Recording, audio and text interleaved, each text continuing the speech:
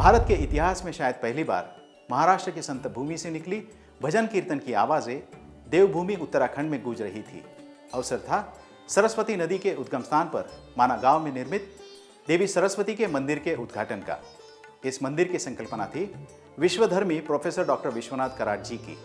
सन 2009 में किया गया यह संकल्प 2021 में पूरा हुआ। सरस्वती ज्ञान विज्ञान मंदिर का उद्घाटन समारोह 7 दिनों तक चला, जिसमें जाने माने कीर्तन प्रवचनकारों ने भारत की प्राचीन ज्ञान परंपरा को लोगों के आगे रखा। युवा कीर्तनकार हरिभक्त परायण श्री हरिहर महाराज दिवेगावकर जी से हम सुन रहे हैं भगवत कथा। ये कथाएं पौराणिक है पर पुरानी नहीं, क्योंकि इन्हीं से हमें मिलते हैं मौलिक विचार। स्पर्श सुखाचंही तेच आहे, जिभेचंही तेच आहे। सगळीच चव आपल्या जिभेला चाखताच येत नाही। गंधही आपल्याला सगळे कळतच नाहीत। आपल्यापेक्षा जास्त गंध कळणारे प्राणी या जगात खूप आहेत। कुत्र्याला सुद्धा आपल्यापेक्षा जास्त गंधाचं ज्ञान आहे। आपल्यापेक्षा जास्त रसनेचा भोग घेणारा प्राणी आहे। मगरीसारखी रसना कुणाचीच तेज नाहीये, ती जिभेनेच सगळं ओळखते। आपल्याकडे आहे काय विशेष? नश्वर इंद्रिय आणि पुढचा शब्द ऐका जडभरताचा। जडभरताने सांगितलं तदेव पिच नश्वर देह धारकत्वेन मोह दीर्घेन सुप्तः जीवः भ्रमंतैव ते विषयारण्ये जन्मनि जन्मनीच। मोहाची जोड मिळाली, मोहाच्या झोपेत आपण झोपी गेलो, नाना प्रकारचे स्वप्न दिसताय। मोह निशा सब सोवनहारा देखत सपने विविध प्रकार, तुलसीबाबांची भाषा आहे। अज्ञानाची झोप आहे आणि भटकतोय आपण स्वप्नात। ते एक दिवस नाही, जन्म जन्मांतर गेलेत आतापर्यंत, अजून उद्धार नाही झाला, अजून भगवंताची प्राप्ती नाही झाली। म्हणून सावध हो रहुगण, काय कर? तत्यागम देहत्वम, देहाची देहवृत्ती सोड। तदेवच विषयान दुःखित्वान तद्भावितान निश्चयम कुरु, विषयाच्या प्रती विषय दुःख रूप आहेत हा दृढतेने निश्चय कर। दुःख रूप आहेत हा निश्चय दृढ होतच नाही। आपल्याला किती सांगू द्या संसार दुःख मूळ, पुढे काय? चौकडे इंगळ, विश्रांती नाही कोठे, ठाऊकची आहे संसार दुःखाचा, दुःख बांधवडी आहे हा संसार, सुखाचा विचार, मृत्यूलोकी सुखाची कहाणी, ऐकी जेल कोणाची श्रवणी, कैसी सुखनिद्रा अंथरुणे। खरंय नाही? संसार दुःखामुळे आहे ना, दुःख बांधवडी आहे हा। अहो काय चाललंय? खरंच दुःखाचा वाटतो का आपल्याला? खरंच मानण्यापुरता आहे, पण खरी गोष्ट ही आहे की कुठेतरी चित्ताच्या अंतरंगात सुखाची फार लिप्सा आहे। संसारात सुख आहे असं वाटतं म्हणूनच धरून बसलो। माणसाची एवढी दुर्दशा आहे। एक गोष्ट सांगतो फक्त आज, लक्षात ठेवा, जमलं तर आठवलं तर पुन्हा आठवा। माणसाला देवही कळाला नाही आणि संसारही कळाला नाही। संसार कळाला असता तर माणूस इतक्या मोहात अडकला नसता, आणि देव कळाला असता तर देवाची भक्ती सोडून दुसरं काही करतच बसला नसता। आम्ही दोन्हीतून वाया गेलोय। माझं हेही नाही तेही नाही। काय आपली इतकी वाया गेली अवस्था। निमित्ताचा धनी केला असे प्राणी तुका म्हणे, म्हणून व्यर्थ काही नाही, व्यर्थत्व आलं आपल्या जीवनाला। भगवंताचं स्वरूप ज्ञानच झालं नाही अजून। सुखाची लालसा आहे, लिप्सा आहे, इच्छा आहे, अजून मिळवायचे, अजून मिळवायचे। अजून कसं स्पर्श सुख मिळेल?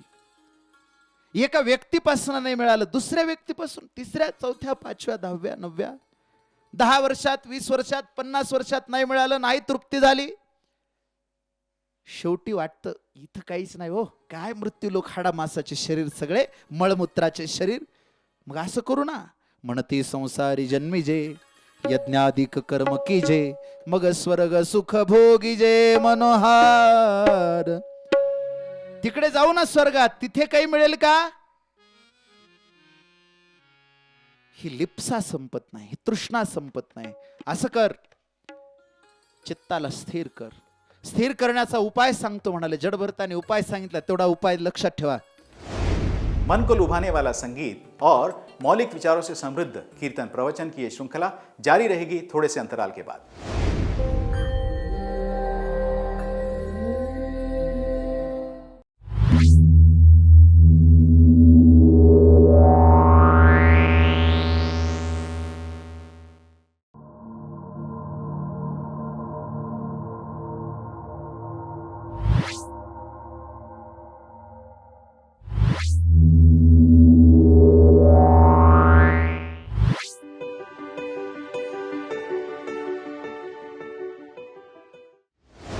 विश्व शांति दर्शन चैनल पर फिर से एक बार आपका स्वागत है। संत भूमि से देवभूमि तक इस विशेष कार्यक्रम में हम सुन रहे हैं हरिभक्त पारायण श्री हरिहर महाराज दिवेगावकर जी को। काय उपाय आहे चित्ताला स्थिर करण्याचा? अखंडितम येन चरण कमल ध्यायतान सतू पर्यंता निमिषान्न वृत्तयाः। भगवंताच्या चरण कमलांचं ध्यान आणि मग वृत्तीचा विलय तिथेच होऊ शकतो। माझे नाथ बाबा तेच म्हणतात, अवघेची त्रैलोक्य आनंदाचे आणि चरणी जगन्नाथा ते चित्त भगवत चरणारविंदाचं ध्यान म्हटलंय।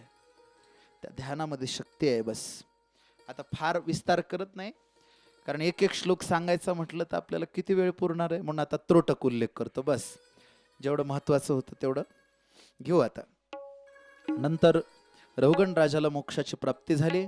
भरत आपला देहत्याग करतात आणि ब्रह्मस्वरूपाशी आधीच त्यांचं ऐक्य झालेलंच होतं, परंतु मग ते पुन्हा त्या परब्रह्माशी ऐक्य स्वरूप असतानाही जे देहाची पोतडी रूप उपाधी वागवत होते त्याचा त्याने त्याग केला।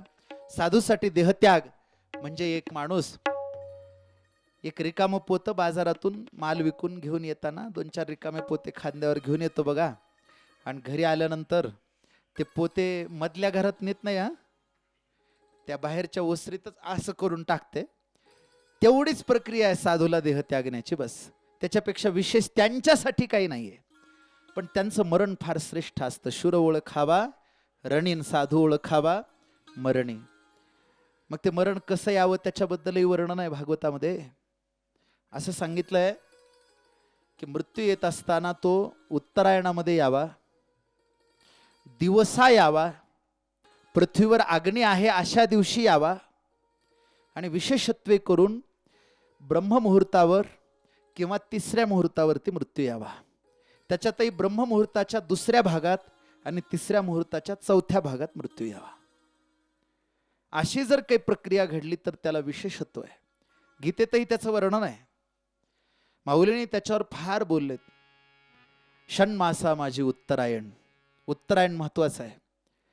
जर दक्षिणायनात मृत्यू आला, रात्रीच्या वेळी मृत्यू आला, पृथ्वीवर अग्नी नसताना मृत्यू आला, आणि 2ऱ्या चरणामध्ये मृत्यू आला, तर अशा वेळेस योगी जरी असला तरी चंद्रलोकापर्यंत जावं लागतं आणि पुन्हा परत यावं लागतं वगैरे असं वर्णन आहे। अर्चिरा मार्ग काय, धूम्र मार्ग काय वगैरे त्याचं वर्णन गीतेत आहे। नंतर जड भरताच्या वंशाचं वर्णन केलंय, आणि पुढे किम पुरुषाचं वर्णन केलंय, लोकालोक पर्वताचं वर्णन केलंय, भूगोलाचं वर्णन आहे भागवतामध्ये। शिशुमार चक्र काय आहे? बरेच जण हे भूगोल वर्णन टाळतात भागवतकार, पण हे भूगोल वर्णन फार महत्वाचं आहे।